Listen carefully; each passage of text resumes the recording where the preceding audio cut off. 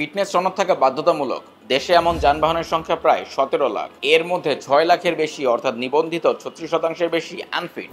আসন্ন ঈদ উল ফিতরে বাড়তি চাহিদাকে পুঁজি করে এর বড় একটি অংশই থাকবে রাস্তায়। আর এসব বাহনের কারণে দুর্ঘটনা, যানজটের পাশাপাশি সড়কে বিশৃঙ্খলার আশঙ্কা করছেন সংশ্লিষ্টরা। সড়কে যানবাহন চালানোর জন্য যেসব অনুমতিপত্র প্রয়োজন হয় তার একটি ফিটনেস সনদ বাংলাদেশ সড়ক পরিবহন কর্তৃপক্ষ বিআরটিএ এ সনদ ইস্যু করে। যদিও দেশে সঠিকভাবে ফিটনেস পরীক্ষা করা হয় না বলে অভিযোগ রয়েছে, আবার অনেক যানবাহনের সনদই নেই, কিংবা থাকলেও নিয়মিত হালনাগাদ করা হয় না। দেশের প্রচলিত আইনে ফিটনেসবিহীন যানবাহন রাস্তায় চালানো শাস্তিযোগ্য অপরাধ। বিআরটিএর তথ্য বলছে, চলতি 12ই মার্চ পর্যন্ত দেশে আনফিট গাড়ির সংখ্যা 6,11,141। এর মধ্যে কিছু এখনও রাস্তায় চলাচল করে না। যদিও অফরোড হয়ে যাওয়া যানবাহনের কোনো তথ্য নেই বিআরটিএর কাছে।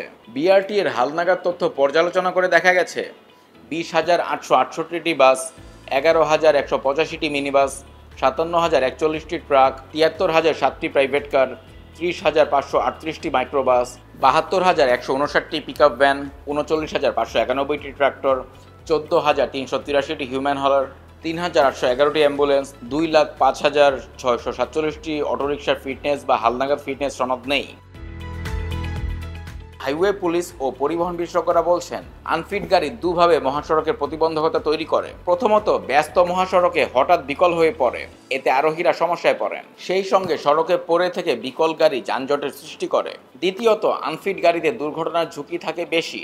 সিংহভাগ দুর্ঘটনার ক্ষেত্রেই দেখা যায় দুর্ঘটনা কবলিত যানবাহনের ফিটনেস ঠিক নেই। ব্রেক, চাকা, স্টিয়ারিং গিয়ার সহ বিভিন্ন গুরুত্বপূর্ণ পার্টস দুর্বল থাকায় নিয়ন্ত্রণ হারান চালক। ব্যস্ত সড়কে এসব দুর্ঘটনা ঘটলে তীব্র হয়ে ওঠে যানজট। বাংলাদেশ প্রকৌশল বিশ্ববিদ্যালয় বুয়েটের এক গবেষণায় উঠে এসেছে, দেশের প্রতিদিন যত সড়ক দুর্ঘটনা হয় তার প্রায় 20% জন্য দায়ী আনফিট মোটরযান। দেশে বিদ্যমান 6 লাখের বেশি ফিটনেসবিহীন গাড়ি আসন্ন ঈদ উল ফিতরে দুর্ঘটনার ঝুঁকি ও বিশৃঙ্খলা বাড়িয়ে দেবে বলে মনে করছেন সংশ্লিষ্টরা। যদিও বিআরটিএ কর্মকর্তারা বলছেন, এবার তারা ফিটনেসবিহীন গাড়ি রাস্তায় চলাচল করতে দেবেন না। এ বিষয়ে সংস্থাটির চেয়ারম্যান মোহাম্মদ ইয়াসিন বণিক বার্তাকে বলেন, অতীতে দেখা গেছে ঢাকায় লক্কর ঝক্কর বাস ঈদের সময় দূর দূরান্তে যাত্রী পরিবহন করে, এটা এবার হবে না। বিআরটিএর ভ্রাম্যমাণ আদালত ও পুলিশ প্রশাসনের মাধ্যমে সড়কে ফিটনেসবিহীন যানবাহন চলাচল কঠোরভাবে নিয়ন্ত্রণ করা হবে।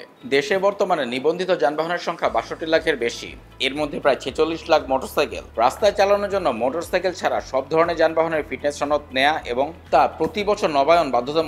যদিও বিআরটিএর এ কাজের মান নিয়ে রয়েছে নানা প্রশ্ন। দেশে যেসব গাড়ির হালনাগাদ ফিটনেস সনদ আছে সেগুলো বাস্তবে কতটা ফিট তা নিয়ে প্রশ্ন তুলেছেন পরিবহন বিশেষজ্ঞ ও বুয়েট অধ্যাপক ডক্টর হাদিউজ্জামান।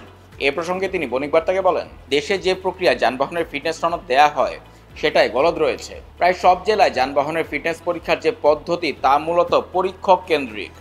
একজন পরীক্ষককে প্রতিদিন অসংখ্য গাড়ি পরীক্ষা করতে হয়, ফলে তার পক্ষে কোনোভাবেই সঠিকভাবে যানবাহন পরীক্ষা করা সম্ভব হয় না। অন্যদিকে মিরপুরে একটি আধুনিক পরীক্ষা কেন্দ্র রয়েছে, যেটি বর্তমানে অকেজ অবস্থায় পড়ে রয়েছে। এটি সচল থাকা অবস্থায়ও সব প্যারামিটারে যানবাহন পরীক্ষা করতো না, এমন অভিযোগও আছে। কাজেই দেশে ফিটনেস সনদ থাকলেও যানবাহন যে ফিট অবস্থায় রয়েছে তা বলা মুশকিল।